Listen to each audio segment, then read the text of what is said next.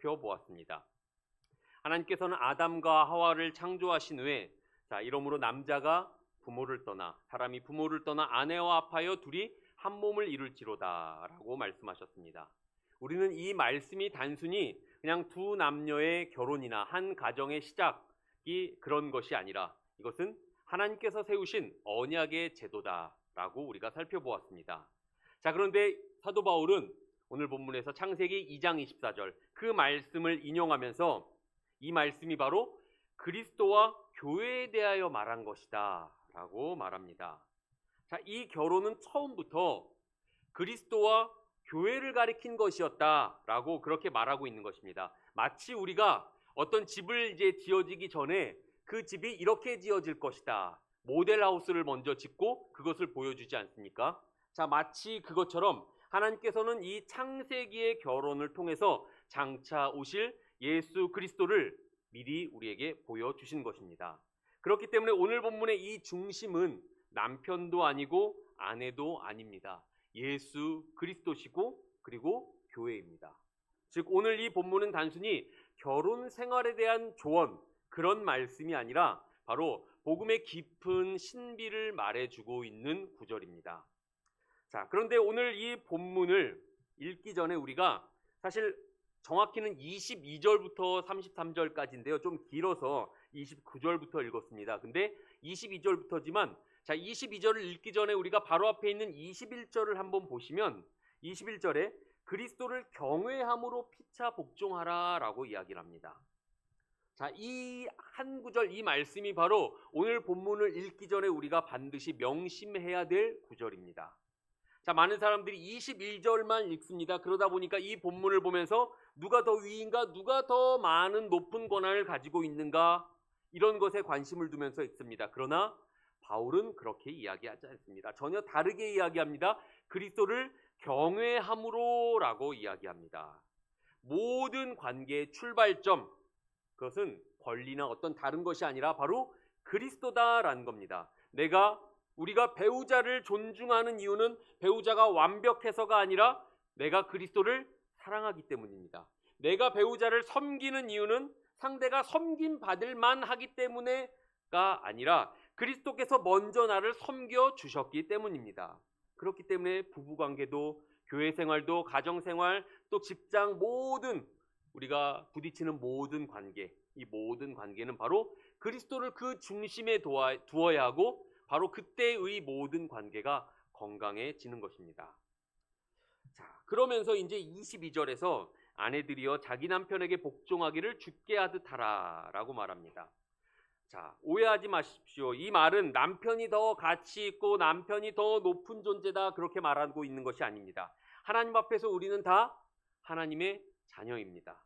그렇기 때문에 우리 모두는 이 땅에서 태어나서 이 땅에서의 모습이 어떤 그런 것이 다를 뿐 하나님 앞에서 우리는 다 하나님의 자녀라는 똑같은 지위와 신분을 가진 존재입니다. 그렇기 때문에 우리가 서로 사랑하고 우리가 서로 복종하는 것은 누군가가 더 귀한 가치를 가지고 이런 것이 아니라 가치의 문제가 아니라 바로 질서의 문제다라는 겁니다.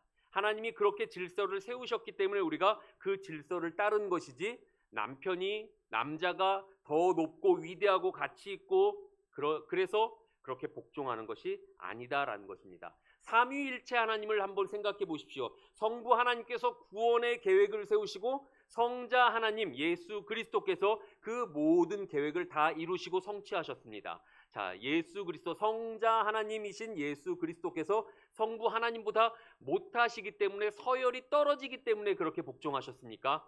아닙니다. 동등한 권세, 동등한 능력을 영광을 가지셨습니다. 다만 하나님의 그 계획을 실현하고 성취하고 그것을 이루시고자 하나님의 뜻에 복종하신 것입니다. 자, 마찬가지로 바울은 가정 안에서도 하나님께서 세우신 질서가 있다 말합니다. 그리고 그 질서는 우리를 억압하기 위한 것이 아니라 우리를 보호하시기 위해서 우리의 이 사랑을 지키기 위해서 하나님께서 우리에게 부여하신 질서다라고 말합니다.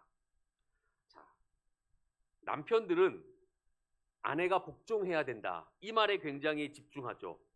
그러나 바울은 남편들에게 훨씬 더 무거운 책임을 부여하고 있습니다. 자, 어떻게 사랑하라고 말하고 있습니까? 그리스도께서 교회를 사랑하신 것 같이. 자, 그러니까 남편은 아내에게 복종을 요구하기 전에 먼저 스스로 나는 과연 그리스도께서 교회를 사랑하신 것 같이 내 아내를, 배우자를 사랑하고 있는가? 먼저 질문하고 돌아보아야 할 것입니다. 십자가 없이 권위만 주장하는 것은 성경이 말하는 머리됨이 아닙니다. 그래서 이 교회의 그리스도의 머리 되심은 자신을 내어주시는 사랑으로 나타났습니다. 그래서 이 교회의 머리는 교회를 지배하시는 분이 아니라 교회를 위해 죽으신 분입니다. 그리고 그게 바로 복음입니다. 오늘날 세상은 자유를 말하지만 사랑을 위해 자기를 내어주는 자유, 그것은 세상에서 점점 보기 힘듭니다. 가정도 마찬가지죠. 서로가 자기의 권리만을 주장한다면 그 두 사람은 모두 상처 입고 관계는 파탄나고 말 것입니다. 그러나 그 두 사람이 서로 사랑하고 섬긴다면 그 가정은 점점 그리스도를 닮아가게 될 것입니다.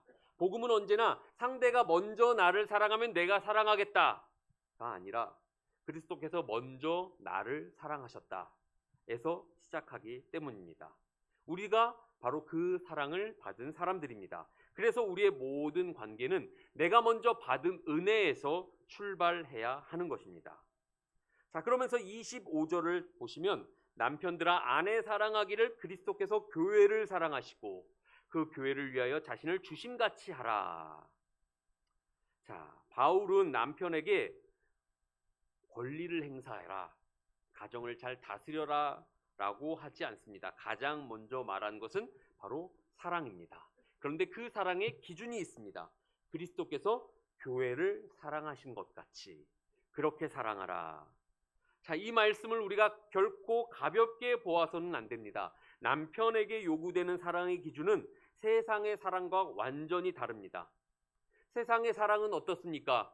감정에 따르는 사랑이고 감정에 변하는 사랑입니다. 상대가 나한테 잘해주니까 나도 잘해주고, 나에게 상처를 주니까 나도 이 사랑을 이제는 거두는 그러한 사랑입니다. 내가 기분 좋을 때는 많이도 퍼주고 내줄 수도 있지만 기분이 안 좋으면 그것을 그만두는 것이 바로 세상의 사랑입니다. 나에게 어쩌면 유익이 되지 않는다 그러면 그것을 끝내기도 하는 것이 세상의 사랑입니다. 자, 그러나 성경이 말하고 있는 사랑은 그런 사랑이 아닙니다. 그리스도께서 교회를 사랑하신 것 같은 사랑. 그 사랑은 어떤 사랑입니까? 그 교회를 위하여 자기를 내어주심 같이, 자기를 주신 것 같은 바로 그러한 사랑입니다. 교회를 위하여 자기의 가장 아낌없는 것을 아낌없이 다 내어놓는 그 목숨, 생명까지도. 그래서 예수님께서는 교회를 위하여 자기의 생명까지 내어주셨습니다. 그게 바로 예수님께서 교회를 사랑하신 그러한 사랑입니다. 여러분, 우리가 세상에서 보는 사랑 중에 우리에 대한 하나님의 사랑이 그래도 그나마 가장 잘 드러나는 사랑은 자식에 대한 부모의 사랑일 것입니다.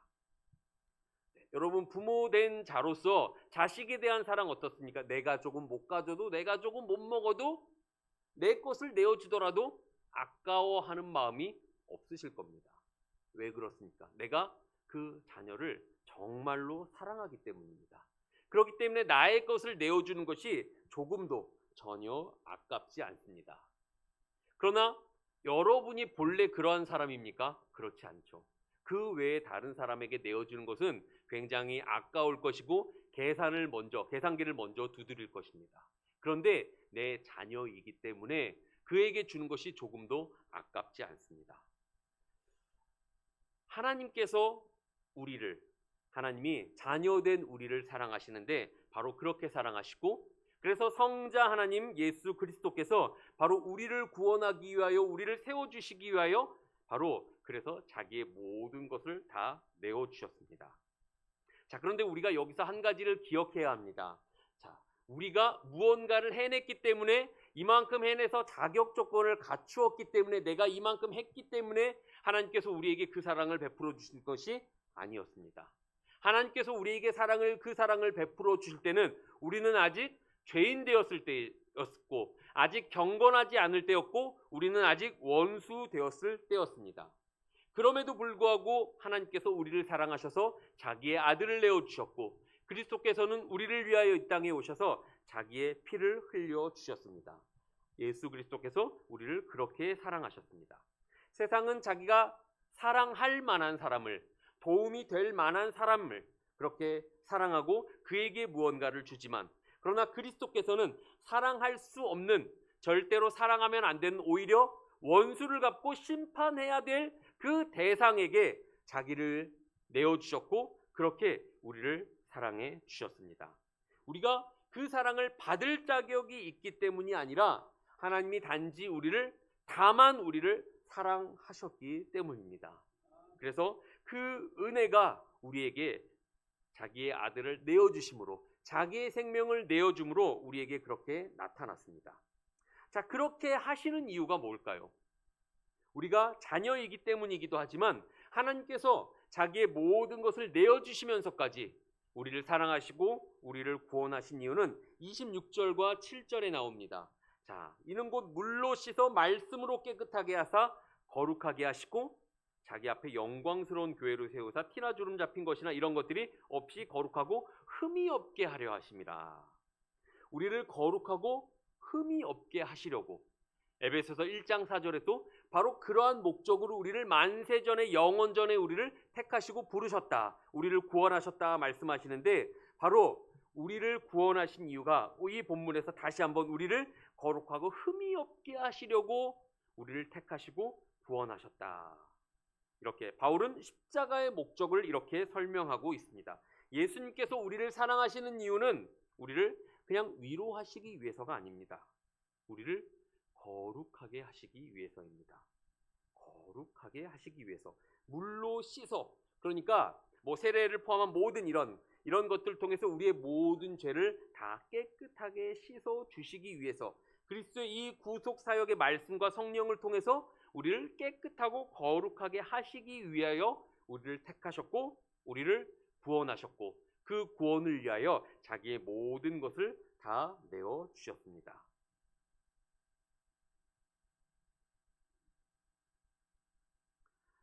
복음은 단지 우리의 죄책감을 덜어주는 심리적인 위안이 아닙니다. 죄인을 새로운 사람으로 만들어 가시는 하나님의 능력입니다. 그래서 하나님께서는 우리를 의롭다 하심을 우리는 받았을 뿐만이 아니라 날마다 거룩하게 되는 그런 백성입니다. 웨스터민스터 소유리 문답은 성화를 가리켜서 이렇게 말합니다. 하나님의 은혜로 말미암아 하나님의 형상을 더욱 닮아가는 역사다라고 이야기를 합니다. 그러니까 하나님께서 우리를 택하여 구원하시고 거룩하게 하시려고 우리를 구원하신다라는 것은, 그러니까 이러한 관점에서 우리의 구원을 다시 한번 생각해 보십시오. 본래 우리는 하나님의 자녀로 거룩한 존재로, 흠없는 존재로 지음받았습니다. 죄로 인해서 오염되었고 이 길에서 벗어나고 이 길에서 탈락하고 말았습니다. 그러나 하나님은 우리를 사랑하셔서 다시금 본래 우리의 지위를 회복시켜 주시고 우리의 형상을 회복시켜 주셔서 다시 우리의 지위를 우리가 갖고 누리고 또 본래 지음받은 목적대로 살아가게 하시려고 우리를 구원하신 것입니다. 우리의 구원의 목적은 단순히 천국에 가게 하기 위해서 좋은 곳에서 살게 해주시려고 단순히 그러한 목적이 아니라 처음 우리가 지음받았던 그 목적, 지위, 신분, 이것을 회복시켜 주시고 정말 그 모습과 그 목적대로 다시금 살아가게 하시려고 우리를 구원하신 것입니다. 그러니까 이 구원은 바로 우리의 잃어버린 하나님의 형상을 회복한 것이고 우리의 성화는 바로 이 회복되어 가는 그런 과정인 것입니다. 자, 그렇기 때문에 이 그리스도의 사랑은 어떠한 사랑입니까? 우리를 그냥 좋아하시고 사랑해 주시는 그런 사랑이 아니라 우리를 그렇다고 또 있는 그대로 방치하시는 사랑도 아닙니다. 우리를 있는 모습 그대로 받아주시지만 그러나 결코 있는 모습 그대로 그냥 두시는 사랑이 아닙니다. 그리스도께서는 오늘도 우리를 말씀으로 다듬어 가시고 변화시켜 가시고 우리를 새롭게 하시면서 그래서 마침내 우리를 거룩하고 흠없고 티없는 신부로 변화시켜 가시고 세워 가시는 바로 그 목적을 위해서 우리에게 사랑을 베풀어 주셨고 그것이 바로 그리스도께서 우리를 사랑하셔서 우리에게 목숨을 내어주신 그 사랑의 이유와 목적인 것입니다. 그러면서 28절과 30절 보십시오. 이와 같이 남편들도 자기 아내 사랑하기를 자기 자신과 같이 할지니. 남편이 자기 아내를 어떻게 사랑해야 되는가? 자, 사람은 누구나 자기 몸을 다 아끼고 사랑합니다. 아끼죠. 굉장히 아끼죠. 자기의 몸을 아끼기 위해서 힘들면 너무 힘들면 안 하려고 그러고 좋은 것은 먹고 가지려고 하고, 자, 그만큼 사람은 자기의 몸을 아끼고 사랑합니다. 자, 이것을 바울은 이 원리를 그대로 그리스도에게 적용합니다. 그리스도께서 교회를 자기의 몸처럼 돌보신다라는 것입니다. 자기의 몸을 아끼고 사랑하는 것처럼 그리스도께서 자기를 그렇게 아끼고 사랑하시는데, 그러한 사랑으로 교회를, 그러니까 곧 그 교회라는 것은 우리겠죠. 우리를 그렇게 사랑하신다라는 겁니다. 사실 더 정확히 말하면 우리는 이미 그리스도와 연합된 사람이고 연합된 몸입니다. 그러니까 그리스도께서 자기 자신을 사랑하는 것처럼 교회를 사랑하신다라는 것은 단순히 자기 따로 우리 따로, 그런데 내가 나를 사랑하는 것처럼 내가 너도 사랑해 줄게가 아니라 그냥 자기 자신을 사랑하는 것이죠. 왜냐? 우리는 그리스도께 접붙임 받았기 때문입니다. 우리는 그렇게 그리스도와 연합된 사람들입니다. 믿음으로 우리는 그리스도 안에 접붙임을 받았고 그분의 생명이 그래서 우리 안에 역사하게 되는 것입니다. 그래서 우리의 신앙은 단순히 예수님을 본받는 것, 그것으로 그치지 않고 끝나지 않습니다. 우리는 그리스도와 연합된 존재이고 그렇게 살아갑니다. 우리가 그 안에 거하고 그가 우리 안에 거하게 될 때 우리는 그 모든 은사를, 능력을 우리는 공급받으면서 살아갈 수 있게 되고, 내가 예수 그리스도를 더욱더 닮아가기 위해서 노력할 때에 바로 그 힘과 능력을 우리에게 주셔서 우리가 거룩한 하나님의 백성으로 변화되고 그렇게 살아갈 수 있게 하나님은 우리에게 그러한 은혜를 베풀어 주십니다. 그래서 우리가 그렇게 연합되었기 때문에 그리스도의 의가 우리의 의가 되었고 그의 생명이 우리의 것이 우리 안에 있게 된 것입니다. 그렇기 때문에 모든 성도는 혼자가 아닙니다. 홀로 살아가는 사람이 아닙니다. 내 안에 그리스도가 계시고 우리는 그리스도와 함께 살아가는 사람들이고 그리스도의 몸에 접붙임 받았기 때문에 내 옆에 있는 성도 지체들과 함께 살아가고 있는 사람들입니다.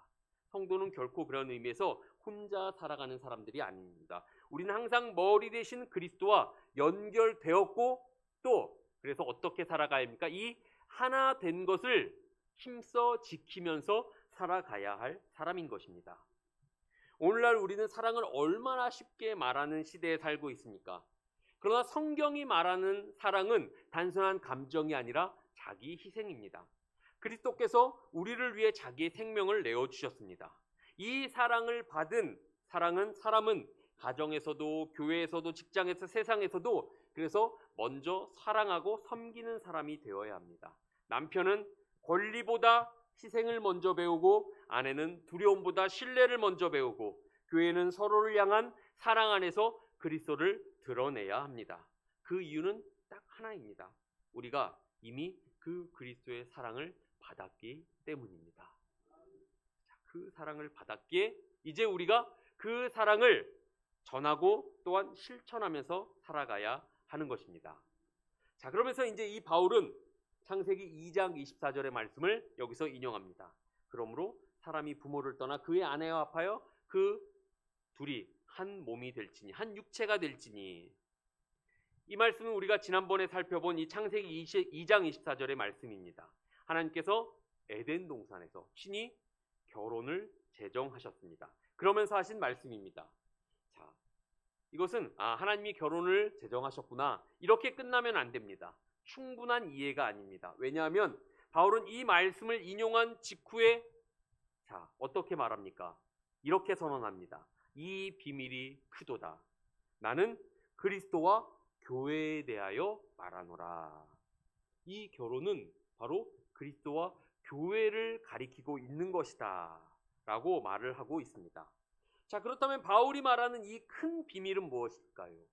창세기 2장의 결혼은 처음부터 그냥 단순한 이 결혼 자체로 끝나는 제도가 아니라 장차 오실 그리스도와 그의 신부인 교회를 가리키는 하나님의 언약적인 표지였다라는 겁니다.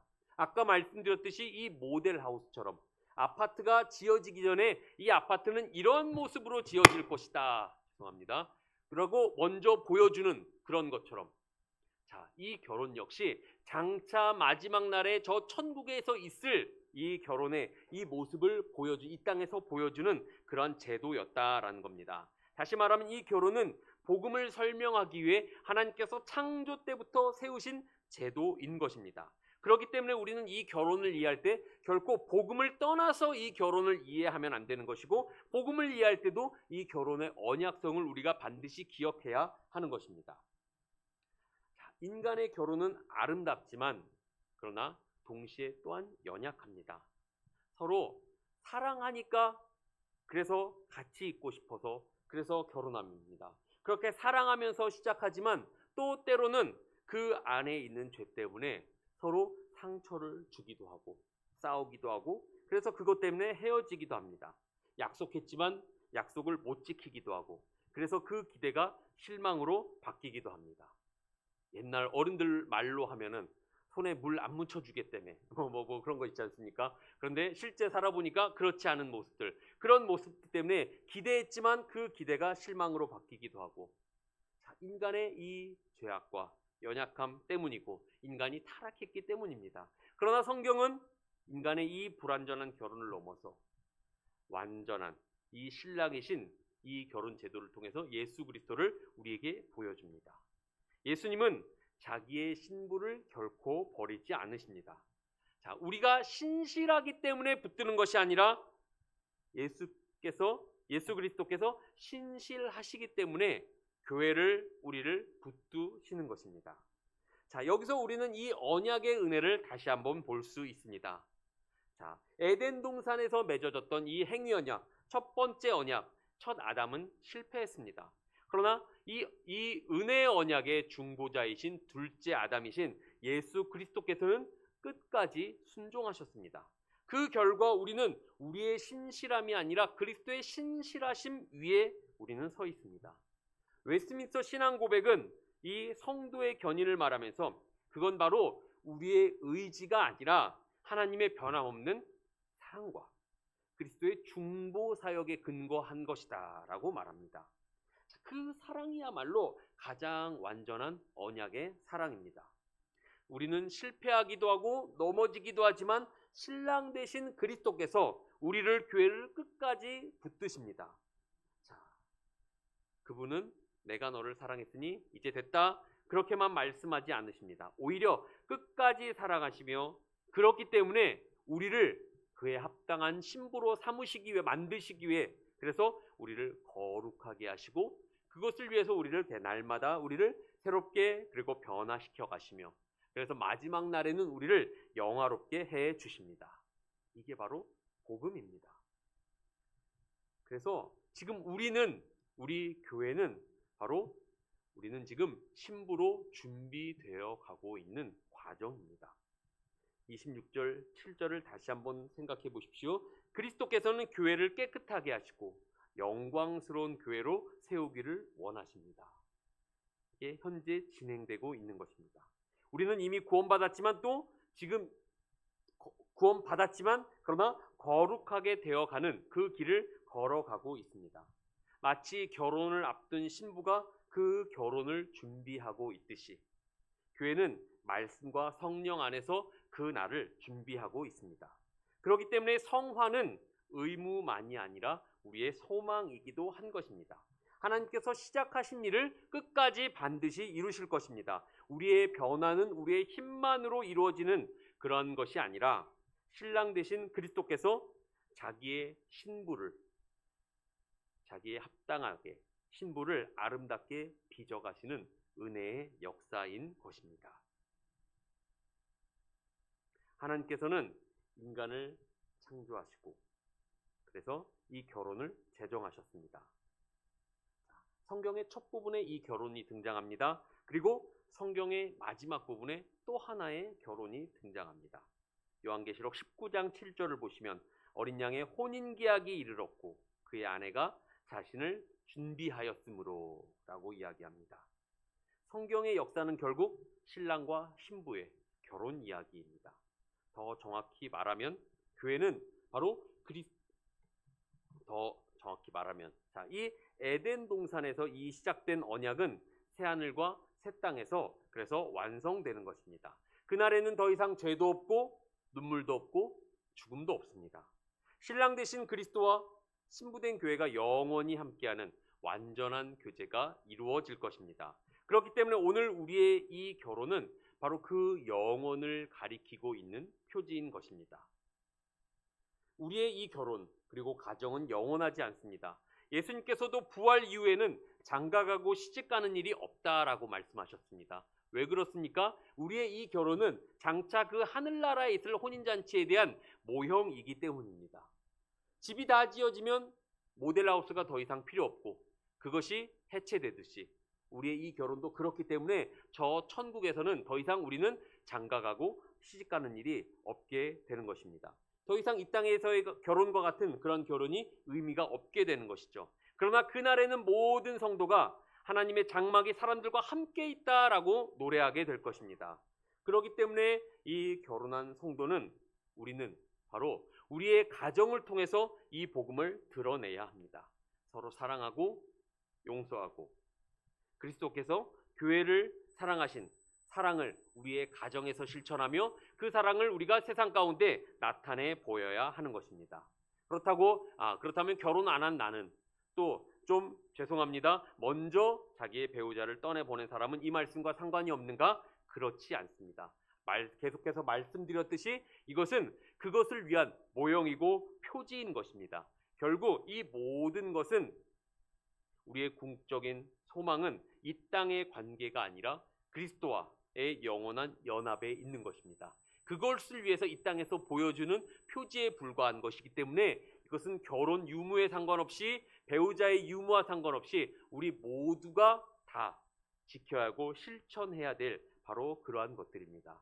우리의 가정에서 우리의 삶 가운데서 서로 사랑하고 용서하면서 그리스도께서 자기의 교회를 사랑하시고 품으신 이 사랑을 우리가 받고 누리며 또한 그것을 실천하며 살아가는 우리 모두가 될 수 있기를 소원합니다. 하나님께서는 이 창세기 2장에서 결혼 제도를 보여주셨고 오늘 본문 에베소서 5장에서 그 의미를 우리에게 드러내 주셨습니다. 그리고 계시록에서 이 모든 것을 완성하실 것입니다. 그렇기 때문에 우리의 시선을 단지 우리의 가정에만 두어서는 안 됩니다. 우리의 참된 신랑이신 예수 그리스도를 바라보아야 합니다. 그분은 지금도 우리를 사랑하시고 우리로 말씀으로 씻기시며 인도하시고 우리를 끝까지 붙드시고 마침내 흠없고 티없는 거룩하고 영광스러운 신부로서 우리를 변화시키시고 우리를 세워주실 것입니다. 그 소망 가운데 오늘도 신실하게 살아가는 저와 여러분이 되기를 간절히 소원합니다. 기도하겠습니다.